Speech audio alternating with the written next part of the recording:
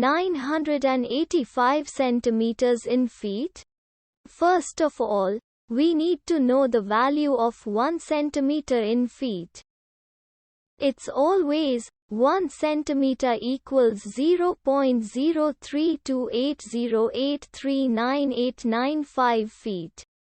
Now we have to multiply 0.03280839895 by 985.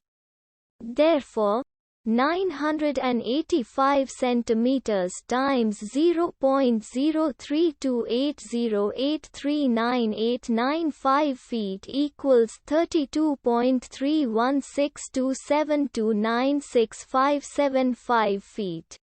So, in other words, 985 centimeters equals 32.31627296575 feet. We hope you have enjoyed this video.